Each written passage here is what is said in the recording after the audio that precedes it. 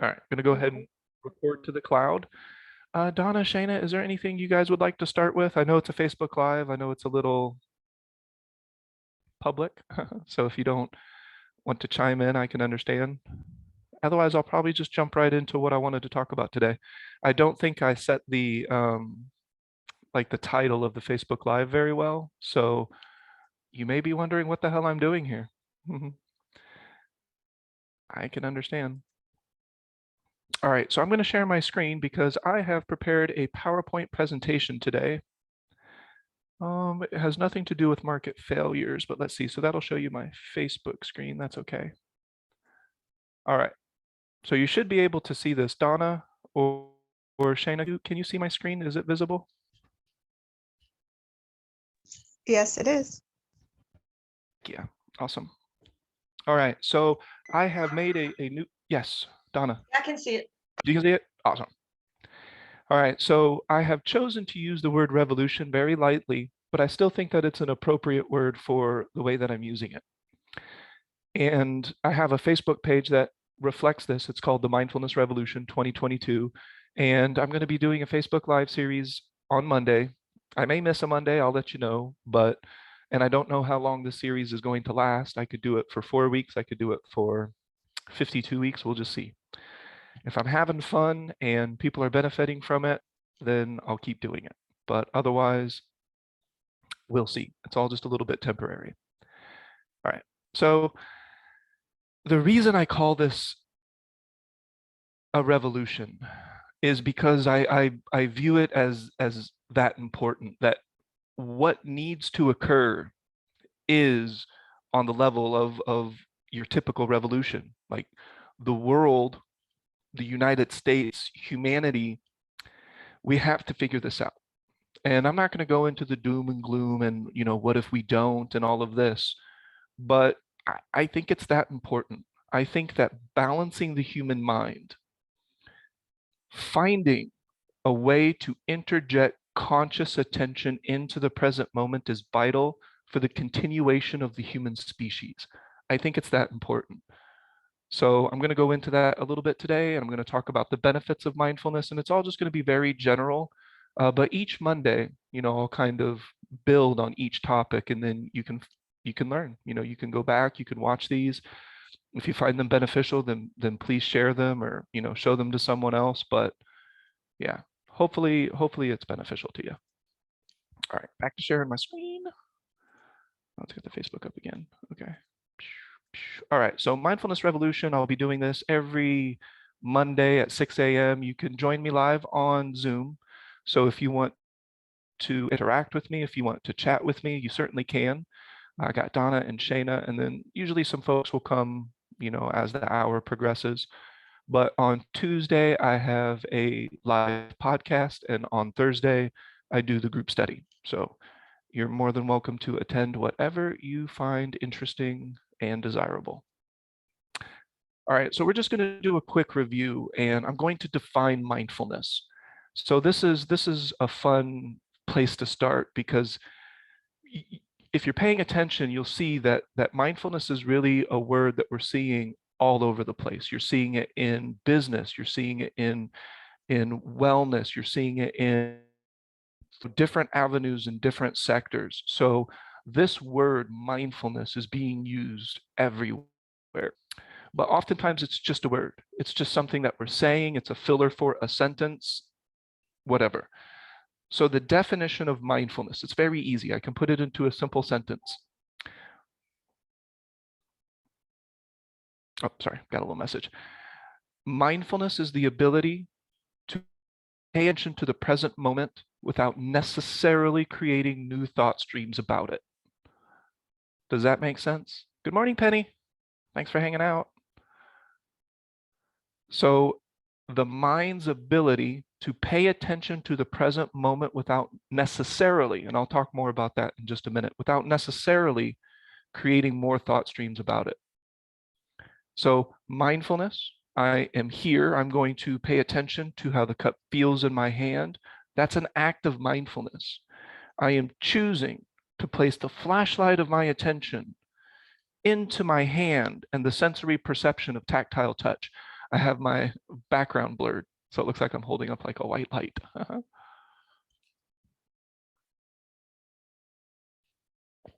Just a coffee cup. And so to pay attention to this cup without necessarily thinking thoughts about the cup, that is an act of mindfulness. Does that make sense? Pretty easy, pretty simple. You're walking down the street and you look at a tree.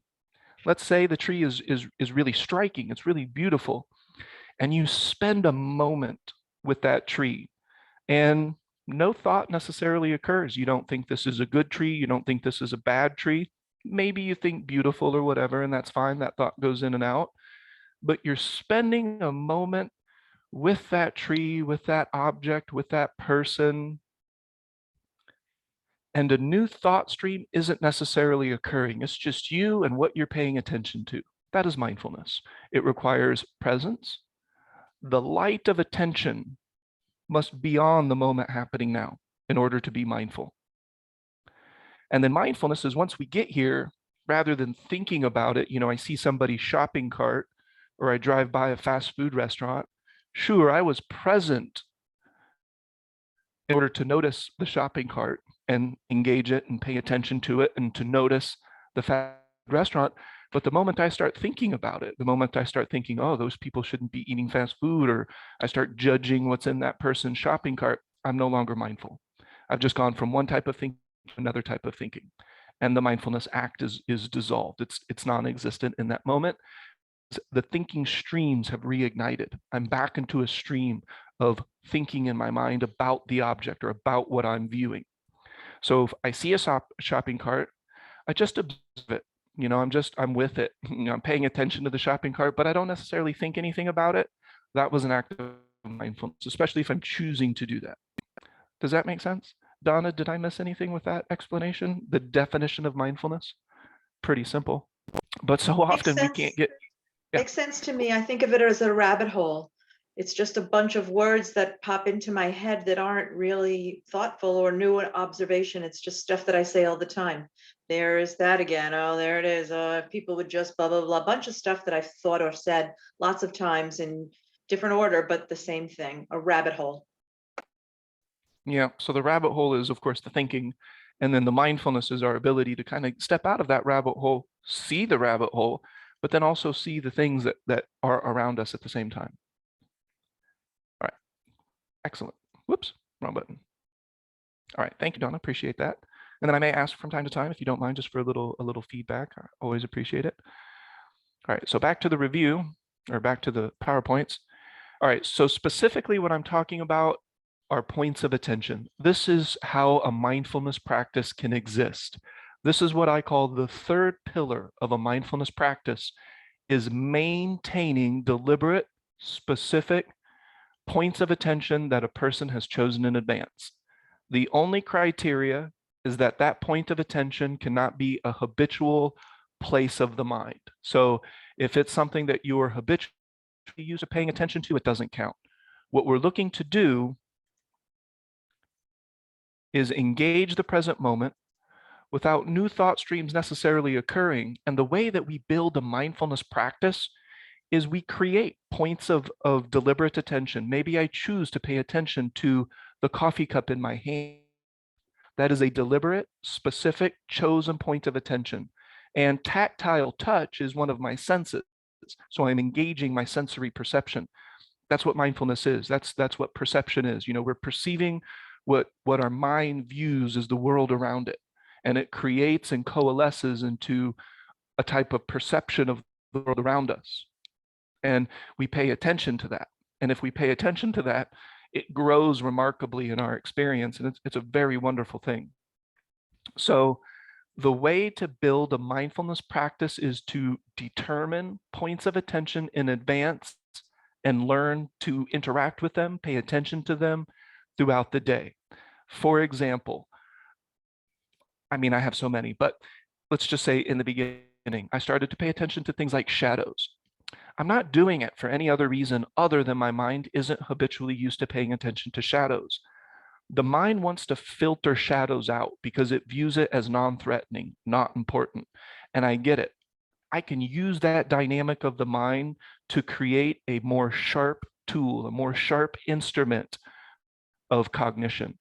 The way that I do that is I'll even write these points of attention down, and then throughout the day, where are the clouds today? Ernest, are you paying attention to the clouds? It's what you wanted to look at today. Are you paying attention to the temperature variation from room to room? That's something you told yourself that you wanted to pay attention today. And when I pay attention to it, I'm not trying to manipulate it. I'm not trying to control it. I'm not trying to invoke magical powers from the shadows or from the differentiating temperature in a room. It is an act of conscious awareness and attention into the moment happening now, and it gives it power. The power of presence, the power of mindfulness, the power of a flashlight of attention shining deliberately on purpose and intentionally. Does that make sense? Did I explain the point of attention well enough? Does that make sense, Donna or Shayna? The point of attention? It makes sense to me that so I look at it as getting out of my head and into my body. The absence of mindfulness is like driving home from work and arriving in my driveway and not even remembering anything. I wasn't engaged in anything but thought streams the whole time. So when I have something to focus on, those points of attention that you spoke about, I'm present for that entire drive. Excellent. So Donna pointed out that we can be aware of our own body. We can be aware using the peripheral nervous system. We can use introspective sensory perception to sense into our physical body. You can sense into different parts. Put your hand up. Do you feel it? Yeah, of course you have nerves. Those nerves are communicating, sending signals through the spine, through the nervous system, through the brain, and then all of a sudden you can sense it, you can feel it. What we're recommending is that you can do that all the time, or you can at least do it when you choose to do it, that you can pay attention to your own physicality as a point of attention. And Donna says that's getting into her body, paying attention to the body, to the breath, not to manipulate the breath. Have you ever seen a yogi walking around doing 15-second inhales and exhales? Good, Lauren. Have you ever seen a yoga instructor do that all day long? Have you ever seen a human being ever in your entire life when they weren't like trying to show you, Lauren, have you ever like caught a yoga instructor while they're having lunch and they're not instructing and they're doing 15-second belly breaths in and out? Of course not, because it's not a natural way to breathe. It can be an amazing tool when you're feeling anxious or when you're not feeling balanced. You can use the breath to help reestablish homeostasis and balance. But I'll give you $1 if you can find that yoga instructor who's doing those 15-second slow in and out breaths with their belly. Yeah, I'm calling bullshit. So I don't do that. No, I pay attention to the breath. I allow it to be smooth, but I don't necessarily manipulate it. That's called breathing with the least amount of interference. Does that make sense? That's not confusing, is it? And I ask if that makes sense, just as little opportunity to pause and break. Hey, Shayna, do you mind? Can I get a coffee refill if you're available? If not, that's okay. I can go without. Makes sense. It's not declaring war on deep breaths or the exercise of doing that. It's that it's not necessarily a point of attention that you can hold all day, because it's unrealistic to take those kinds of breaths all day long. Breath can be a point of attention during the day, but without force and without that kind of specific structure, we're breathing all the time. So it certainly could be a point of attention, and we feel what breath feels like. We can feel the temperature of the breath going in and out. It's a point of attention. It's pointing our flashlight on something. But the exercise of breathing, the breathing exercises are not what you're talking about.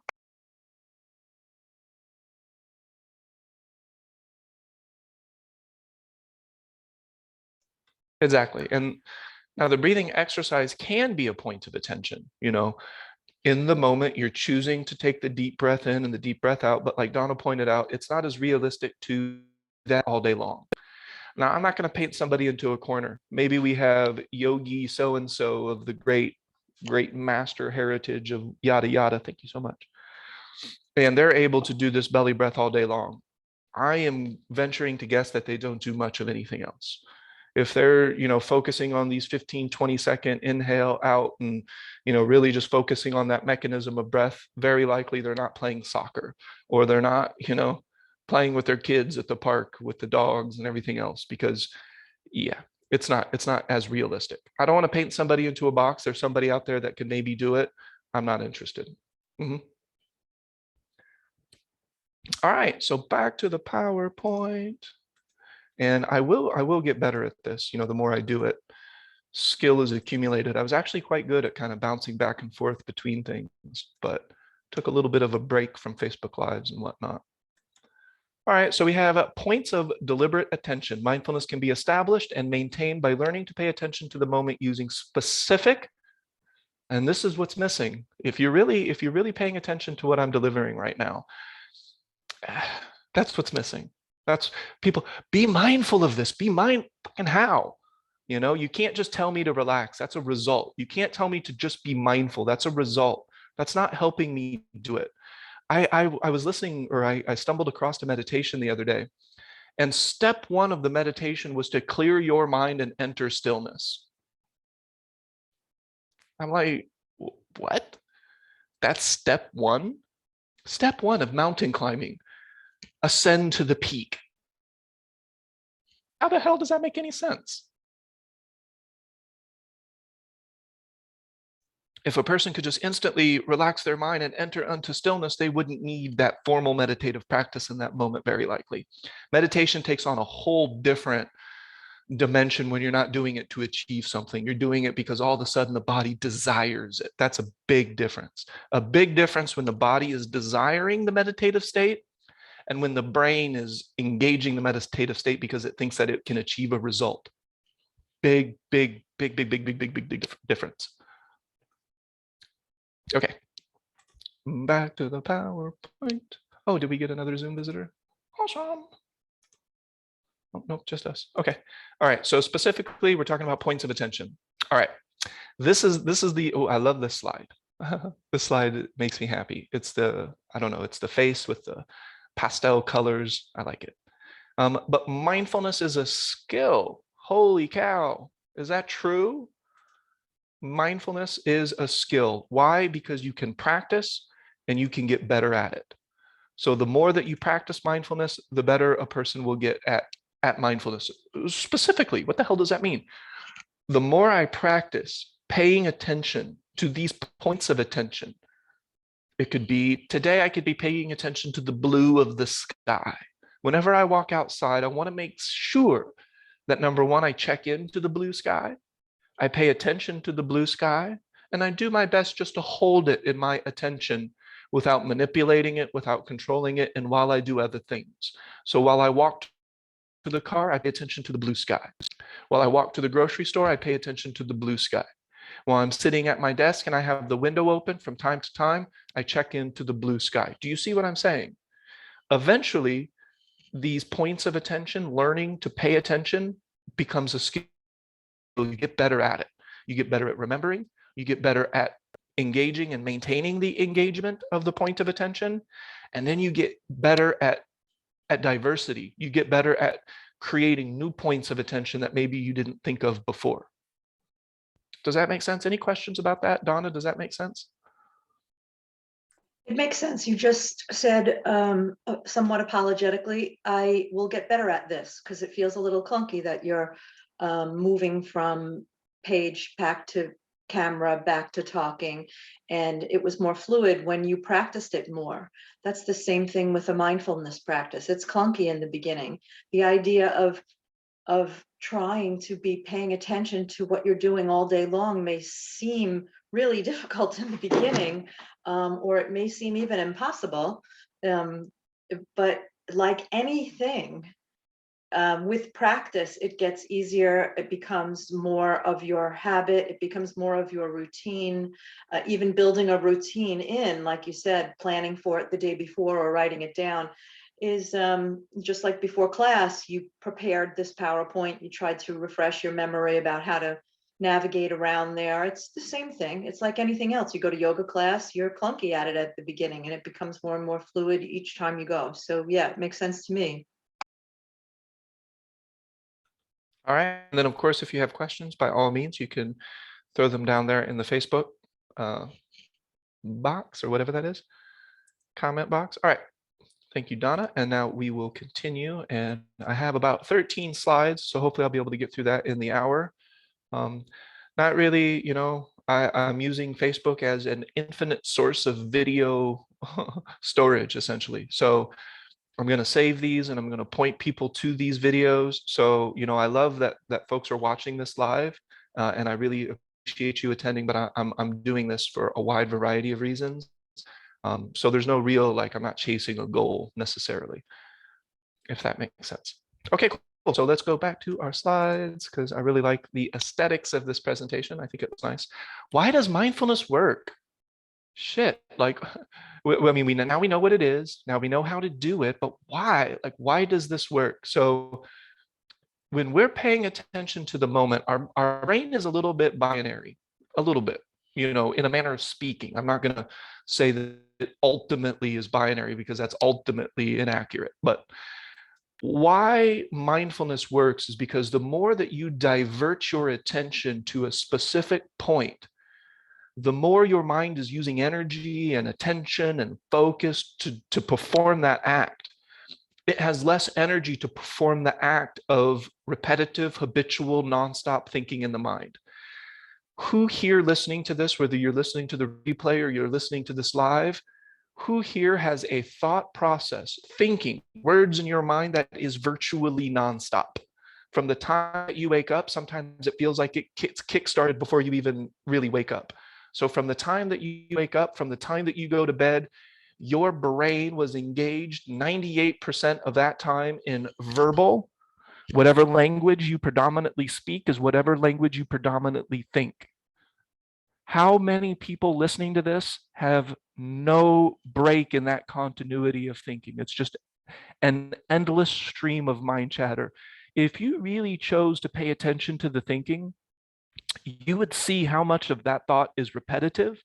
You've thought that same shit 1,000 times. How much of it is habitual?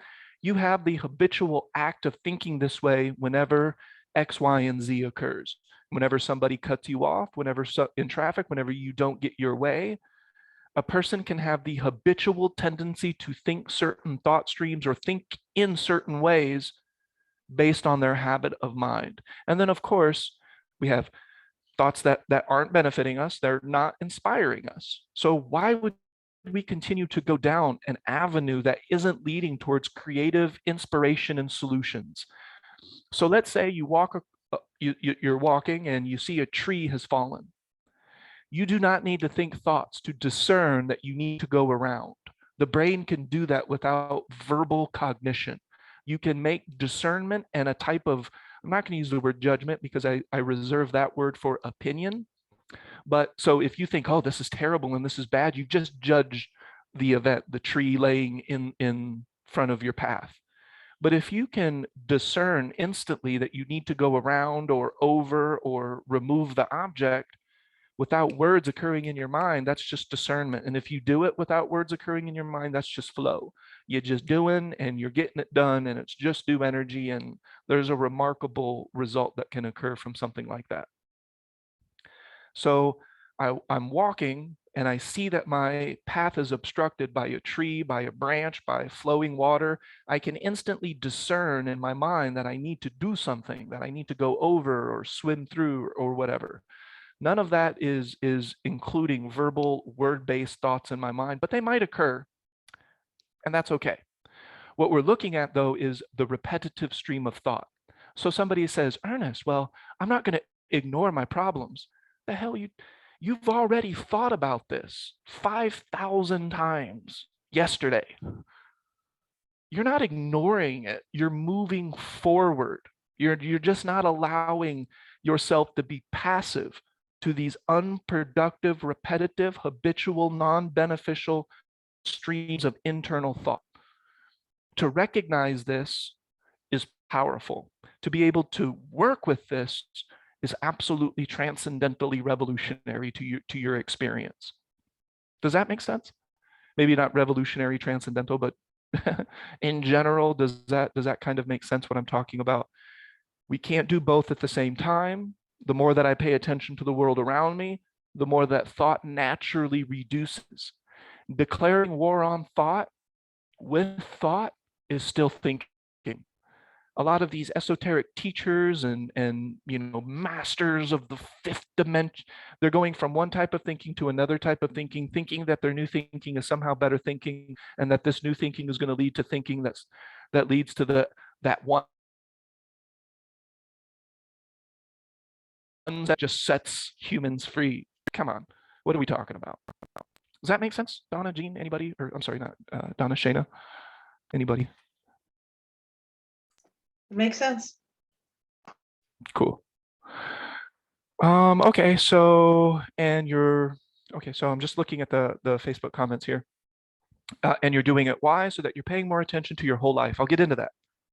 Yep, Ida. So that's going to be one of my next slides is why. So why would we do this? Why is mindfulness even important at all? Is Ernest just getting up here on his soapbox talking about how he's a perfect human being? Absolutely not. Holy crap, no. Okay, scheduling seems to be helping me a lot. Time blocking, excellent. Yeah, that's so when we get more into the structure of how to maintain mindfulness throughout the day, scheduling, segmenting, these types of things can be wildly beneficial. So I know I have something going on at 3 p.m. And I know that thing at 3 p.m., usually I approach it with a little bit of nervous energy. Well, I'm not going to think about that. I'm not going to exasperate that and make that worse. But what I'm going to do is I'm just going to segment that. And I know that before I go into that event, I need to be even more mindful, even more present. And in the event, oh gosh, I need to be more mindful, more present, more aware of my body, my breath, and less judgment of the world around me. Judgment is an opinion, and it's a reflection of your own mind. You're talking to yourself about what you think you see, and it's unnecessary. You already know. You're talking to yourself. What can you tell yourself that you don't already know? It's coming from you to you. Don't you see? It's insane to think that by overthinking and nonstop thinking that somehow we're just going to arrive at an aha.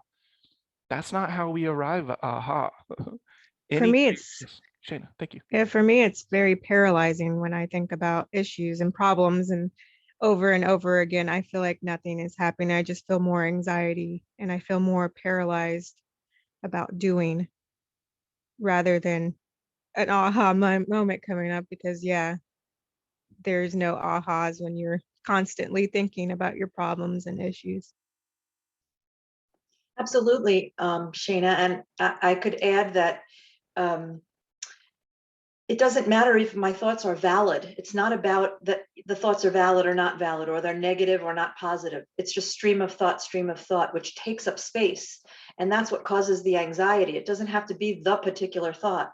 I was under the idea that if there was a problem or something to be solved, or if I wanted to be successful at something, whatever, a meeting, or I'd had to think about it a lot more. Let me give it some more thought. Let me give it some more thought. Let me give it some more thought until I started practicing at this class. And what I came to find is the less I thought about it, the more space there was, the more calm there was, and the more authentic words and well-chosen words, and the smoother the navigation was for me. The more I thought about it, as Shayna just said, the more anxious I got about it. And it became a jumble of words in my head that I had to unravel like a knotted ball of string. The mindfulness made lots of space for me to slow down and navigate more elegantly. Yeah, that makes perfect sense to me. Yeah, thank you, Donna. Thank you, Shayna. Definitely just different ways to describe this and elucidate on it's super helpful. So thank you. All right, so just a little bit more on why it works. When you focus the mind on the environment, a person isn't as easily able to think in words as much. You just can't do it as well. It's just a dynamic of the human brain. You can see this for yourself. I'm not making this shit up. You can experience every single thing that I'm saying for yourself. If you are lost in thought, I can sneak up on you and startle the shit out of you because you're not paying attention. You're not engaging the world around you. The light of attention, which is directional, is turned in on its own cognition. Ernest is talking to Ernest about Ernest and about, usually a person is thinking about themselves in relation to yada, yada. So it's a person thinking from themselves to themselves about themselves. And that is wildly, wildly unbeneficial when it gets out of control. It is debilitating, and it is one of the leading causes of all suffering on this planet. Yes, it is that important. And I wholeheartedly believe this. As much as I can wholeheartedly believe anything. All right, so focus, we can use this basic dynamic to our advantage. The more that we pay attention to the present moment, the more that words will naturally start to relax. I don't have to declare war on thinking, because that declaration of war is an opposite type of energy that just feeds the same thing. So the more that you choose your points of attention intentionally, the more a person has the opportunity to experience the present moment as it happens. Learning to hold a point of attention will help elongate the act of being present and being mindful, and eventually you can learn to do that all day. Yes, a person can be mindful all day long, from the time that they wake up, maybe even in their dreams, to the time that they go to bed. All right, so our next slide is mindfulness creates space, and that's why I call my mentoring service Mind Space Mentoring, because the only real goal is to create space in the repetitive, habitual, impulsive, non-inspiring, non-stop thought. And our world has viewed this as normal. Like, you need to think yourself out of a wet paper bag, or you need to think yourself in and out of boxes and situations. And it's just a way of looking at things that isn't always very productive to the human being, to the community, to the species in general. So what has happened over the last thousands of years, maybe 10,000, maybe 3,000, is that human beings got to the top of the food chain. And all of a sudden, they didn't need to use their attention the way that they used to use it. They didn't need to look for predators. They didn't need to look for things that they would need to eat. They didn't need to analyze the weather. They didn't need to analyze footprints in the sand and in the mud. So the attention went away from the world into thought, and we created a lot out of that. So again, I'm not declaring war on thought. I'm just saying that we need to find a balance between engaging the world around us and allowing for natural, free-flowing, inspiring thought processes. And I call that productive thinking.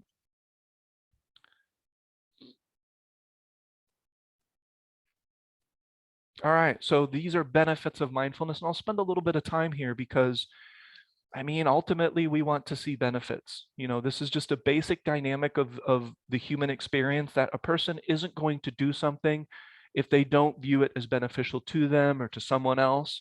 People are going to look at mindfulness and say, oh, well, that's nice for monks, or that's nice for yada yada. No. You're hearing mindfulness in the professional world. You're hearing it in, sports, academics. You're hearing it everywhere. And we are getting closer and closer to a mindfulness revolution, to where people who are more deliberate with their mind will be using it as a sharper instrument than those who don't. And that's the bottom line. So is my screen shared? I don't even know. No, I don't think so. Okay. So one of the things, so space, let's just assume that because we're engaging the moment to the nth degree, that we have created some space. And space in what? I don't like being abstract. I don't like using catchwords and phrases, and I'm not trying to capture your attention to turn you into a consumer.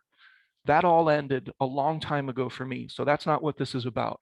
I'm using Facebook as a platform to help instigate a revolution of mindfulness. If I can be any part of that, then I will leave ripples in the pond of my existence that will hopefully last for a long time. Hi, Lisa. Thanks for hanging out. And then if you'd like to join the Zoom part, just send me a message and I'll send you the information. You can come on here, you can ask me questions. I'm great with devil's advocate, and I'm great at answering questions. There's very little that a person can say that I haven't already, an angle of mindfulness that I haven't already considered. I've been doing this for a very long time. All right, so number one is our creativity. when the mind is relaxed, and that's what we were talking about, ahas, like you will find your keys when you stop looking for them. You will remember the word that you were searching for when you stop searching. You can find a source of creativity when you stop looking for the source of creativity, because you are it. You only have to get out of your own way. And again, I'm not going to use these terms abstract. The thought, the endless stream of words is getting in our way. And mindfulness will help to create space in that thought, in that endless stream of nonstop verbal cognition to ourselves, talking about this, that, or the other thing that tends to just point back to ourselves. Creativity will flow in what was normally just a stream of thought. New ideas, new ways to interact with your own life experience, new ways to find joy and happiness and inspiration from the world around you. You don't need a guru after a certain point, or maybe you never did. I don't know. I know that gurus have a cultural significance, so I'm not going to throw shade on that. But my guru is in here. My guru is right here. So the more creative I am, the more my guru communicates with me, the more that I can learn from my experience. So the ability to learn is vastly, absolutely phenomenally increased from a mindfulness practice. Donna, were you going to interject there? I wasn't, it was accidental, but I do want to say, because I'm thinking it while I'm reflecting on it as you say it, that what you're describing is a result of a lot of practice, accumulation of practice and momentum of practice. And so for anybody that's listening, that's beginning the practice, or even coming across a period of time where they're have to relearn it or have to refocus on it because it seems particularly stressful, just being aware that you are not mindful is being mindful.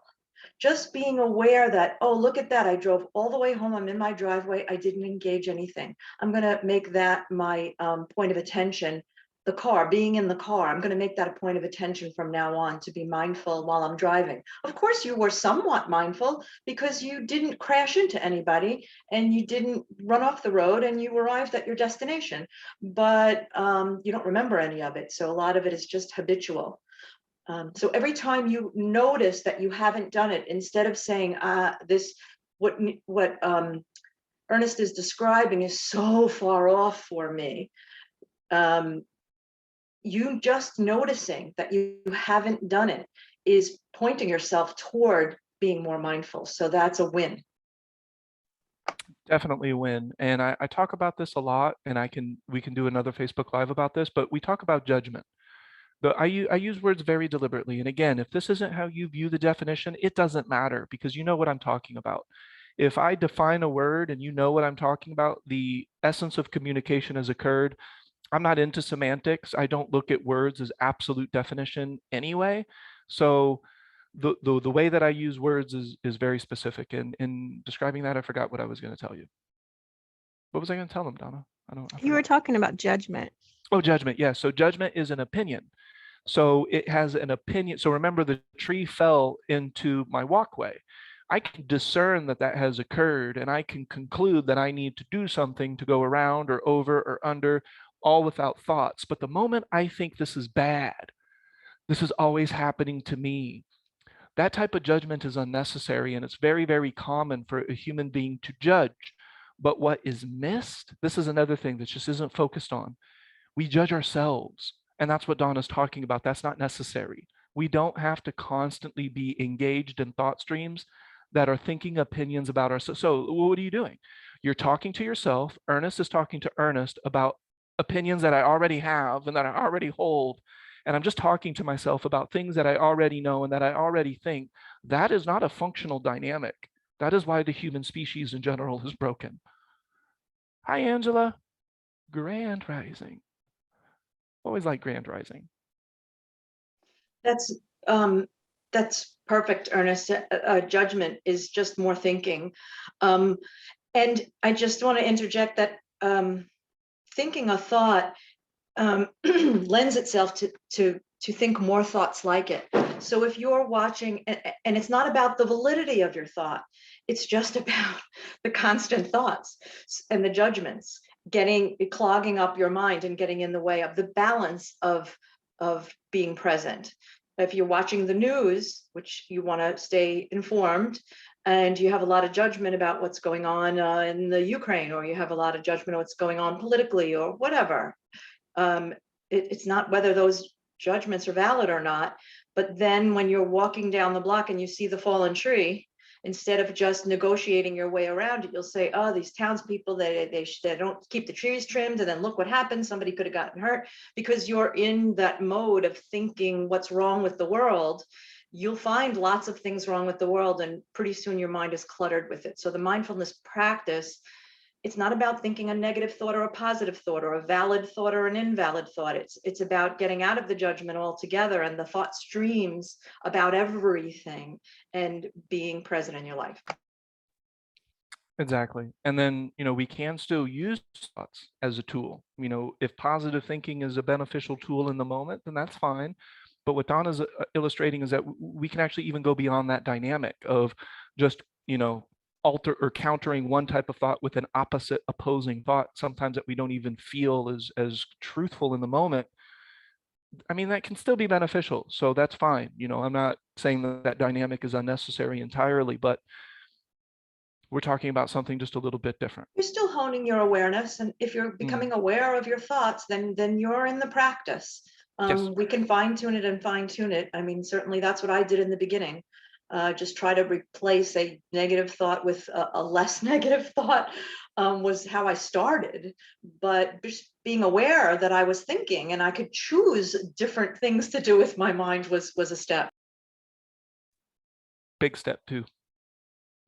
Okay, so let's go back. Oh no. Okay, somehow the slides keep getting ahead.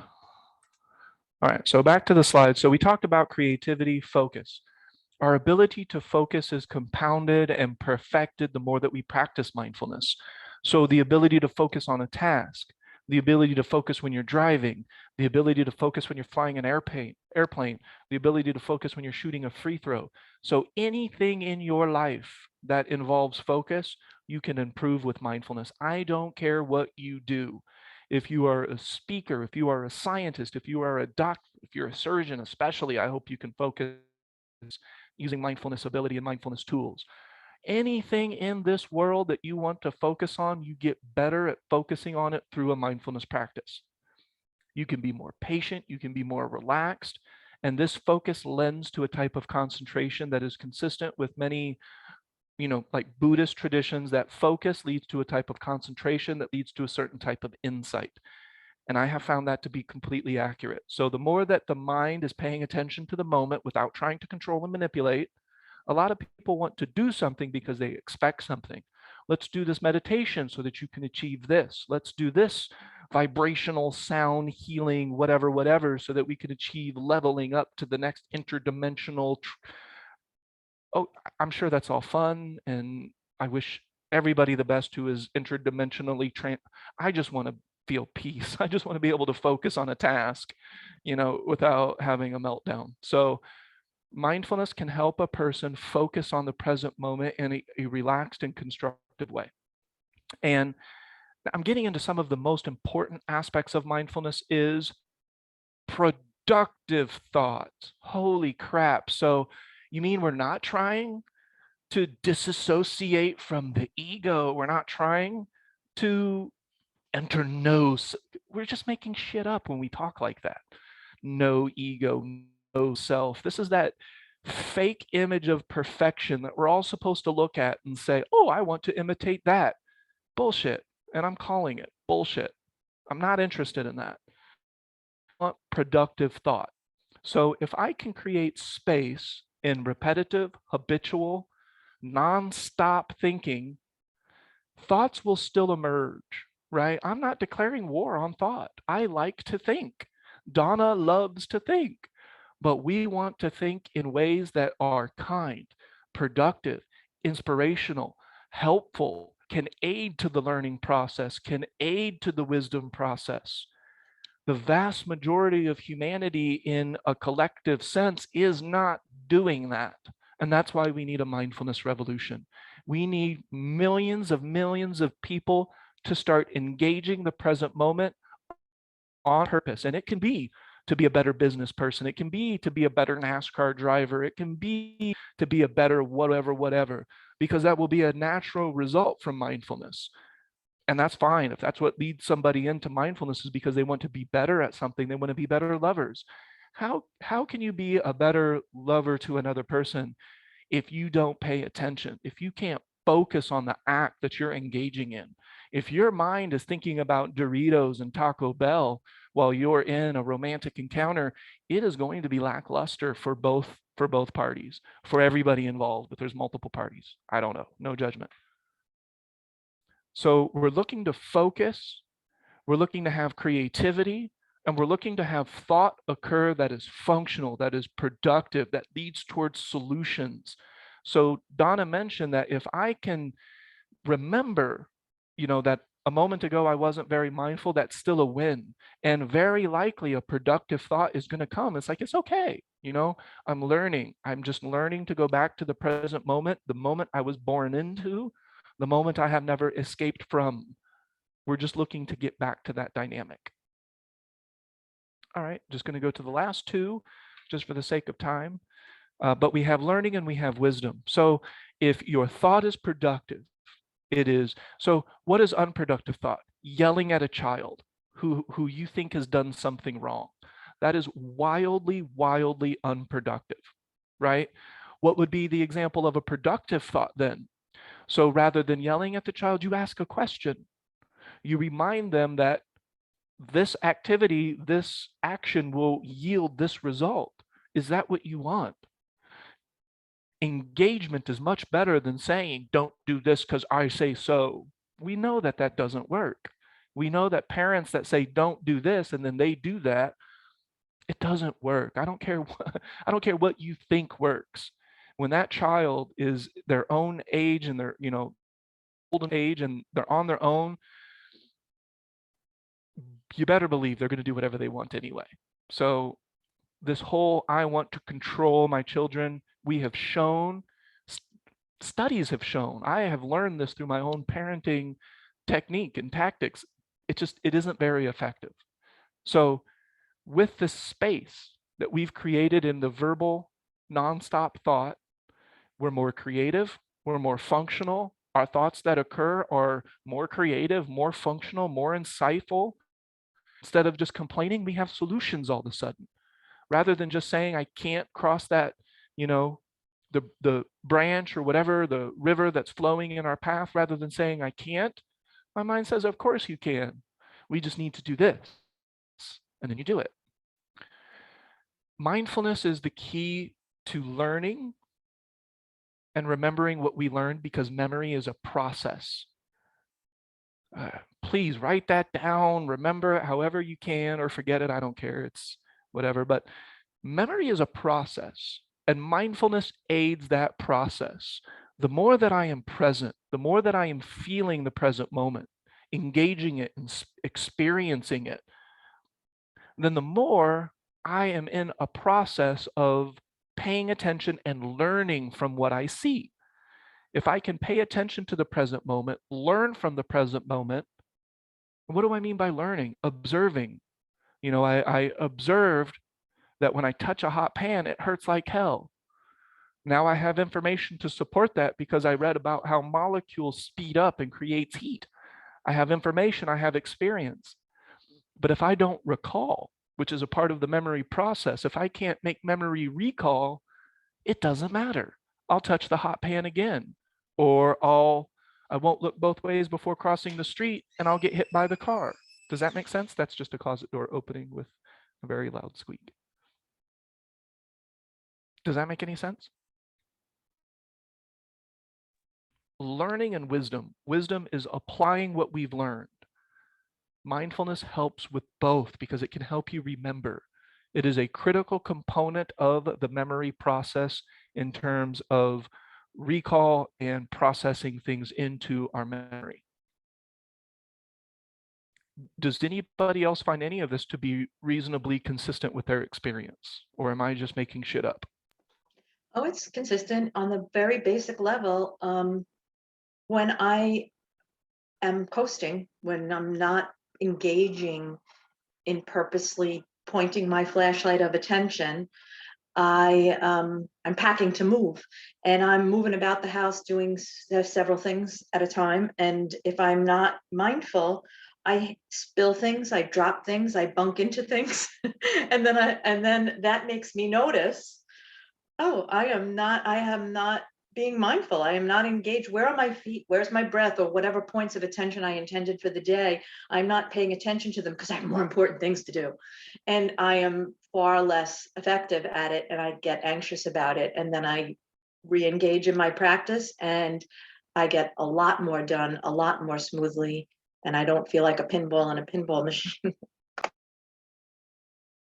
And that's the wisdom of it, because I notice that I'm not practicing. I've been practicing for a very long time. So when I'm not practicing, all the same principles come into play. I do just like everybody else. I bump into things, I bang things, I get anxious, I start to get overwhelmed, but I know what will balance that out. And that's just to become more mindful. And I have a toolbox of things to do to get me back there quickly.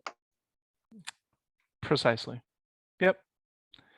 Alrighty, so we're getting to the end of my PowerPoint here, so that's good news. Mentoring and study. So again, I'm mentoring. I think that there'll be other people who are mentoring mindfulness eventually. Just hold on one second. But what does mentoring, and why is it mentoring? So one of the reasons I choose to use the word mentoring is because I'm not really teaching too much. You know, there's a little bit of teaching involved. Maybe if you've never heard of some of these concepts and you've never really worked with some of these things, I can understand. We maybe need to learn a few things, but the learning is minimal. You know, the amount that we need to learn is very minimal in comparison to just doing it, you know, actually practicing the practice. So I view it more as mentoring. So every week we have a group study. I'm a mentor. I'm not a teacher in that group. I'm just the one who starts the group study and ends the group study. So what I'm looking to do is I'm looking to step out of this dynamic that puts another person over another human being, because that is simply not the case. I am not this image of perfection. I'm learning, and hopefully I'm remembering to apply those things unto wisdom using my mindfulness practice. I'm doing all of these things too. So yes, I maybe have accumulated a little bit more skill in the area of mindfulness because I've been doing it for a very long time, and I'm fully committed to the embodiment of a mindfulness practice. Incidentally, that becomes a dedication to the meditative state. So the dedication to mindfulness, the dedication to the meditative state, I'm fully immersed in those things because I want to, because I've felt all of these benefits. And I mean, I'm not going to go back to dynamics that just don't benefit me and don't help me grow and evolve as a human being. So mentoring is an assist. You know, it's somebody that is providing accountability. It is somebody, you know, who is providing new ideas. It's somebody who can ask questions to help, you know, kind of get a conversation and a way of looking at things, kind of get that going along. So mentoring is something that I provide. I'm pretty sure that eventually other people will be providing some sort of service to help people learn how to be more mindful. You can be more successful at work, and by successful, goals, desires, achieving those desires. So you can be more successful at work, you can be more successful in your personal relationships, your social and friendship relationships. Mindfulness can help you in every single aspect of your entire life. It is not a hustle. I cannot sell it to you. It's a practice. You have to do it. It may have a little bit of residual effect throughout the day, but we're not relying on residual effects so that we can go back to mindlessness. And I don't really use these words like awake and woke and, you know, if I say unconscious, it probably means that you either got knocked out or you're asleep. That's how, like, physically you're in REM. You know, I don't really use the word unconsciousness as this esoteric, mysterious meaning. Awake. Did you just wake up from your 8-hour sleep and you are awake? I don't really use these terms in this strange, you know, it feels like it's this residual. I had an awakening date and now I am awoke. What? Like, What does that mean? Like, what are you doing? Like, what's occurring? You're still just thinking and talking and you look frustrated. What's the difference? So mentoring is really important to me, and it's something that I'm definitely going to focus more on. So we have our group study, we have a podcast. Guess what? Group study free, podcast free. This Facebook Live, if you want to come and join the group, it's absolutely free. I don't want to get rich. I don't believe in disproportionate wealth. How can I? It doesn't make any sense to say that I don't believe in disproportionate wealth, the 1%, but yet I can't wait to be a part of the 1%. You're just talking shit, So I don't believe in disproportionate wealth. So if I ever have a large income, it'll be a large outcome as well. Angel investing, managing partner, things like that. But I don't want to hoard money. I don't care about it. It doesn't mean that much to me. It's a derivative of the focus. So we have all of those things. What else do we have here? We do have one-on-ones. I have a book that's about to drop either next week or the week after. I have put it through. It's called Grammarly. I'm sure anybody who has gone to college in the last 5 years is familiar with Turnitin, Grammarly, things like that. So I'm just using those tools and resources just to make sure all my commas and T's are crossed. But yeah, there's plenty of resources. Most of them are free. If not free, they're very low cost. Because this isn't a hustle. I'm not getting up here to get rich. I don't care about that shit. What is that going to do for my mind? What is any amount of money going to do for the quality of my attention and the quality of the present moment? I can have $1 billion and still be pissed off. I can have $1 billion and still be going through ridiculous relationship structures that, Elon Musk is going through. We see it all the time. So money without mind equals chaos. So I care about my mind. If anything else comes, I'll redistribute that accordingly. Isn't it? It's just I just want to share this just because it's different. I would have been more likely to listen to somebody who I knew wasn't just trying to take something from me. So I'm providing that. All right. Join this revolution. You have the opportunity to be a key component to the evolution of the human species. The human species is always evolving. That's true. We're always evolving. Change over time. That's the evolution. How do we want to change, though? Do we want to become more dysfunctional? Do we want to become more of a danger unto ourselves and the planet? Maybe the entire known universe? We don't know. Like how bad can we mess stuff up?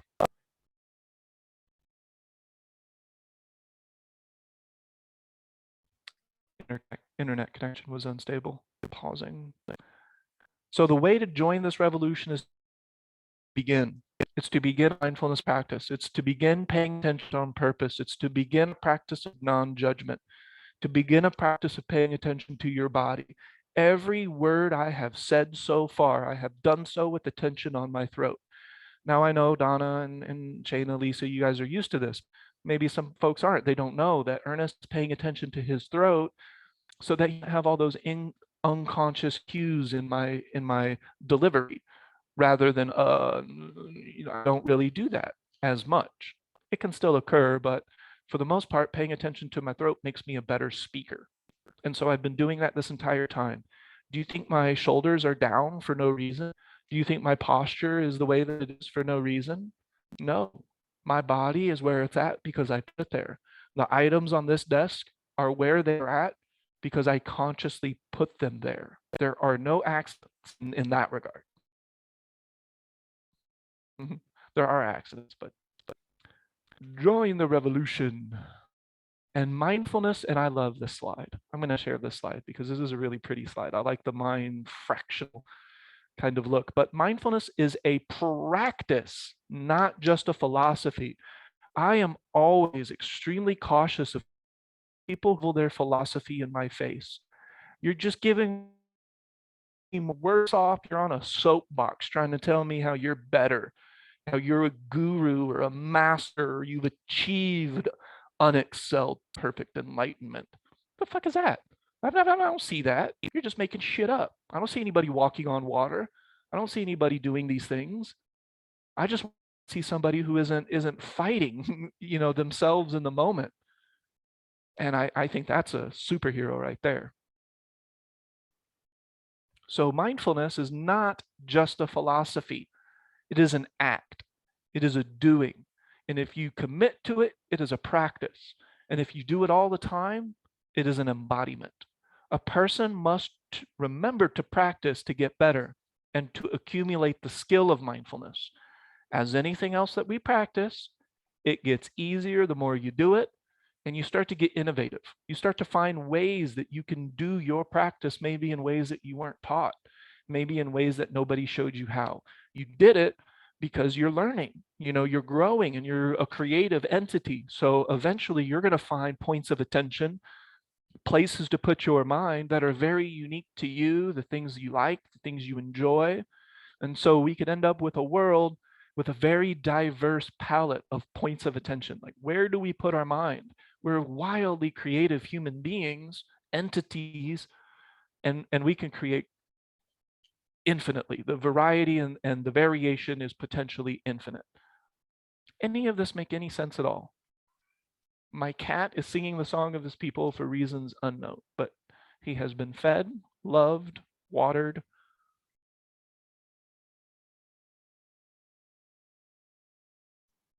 Yes, any questions, comments, or concerns before we head out? That is mindfulness. That is the introduction of my revolution. I will be here every Monday talking about the revolution of mindfulness.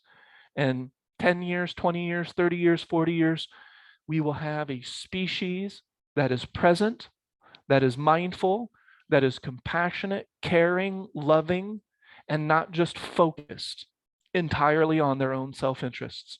There will be interests of community. There will be interests of planet. There will be interests of shared energy. There will be interests of spirit, not spirituality, spirit. I'm not into spirituality. I'm into spirit. Paying attention to spirit is my spirituality, and that's it. I'm not spiritual. I don't even know what that means.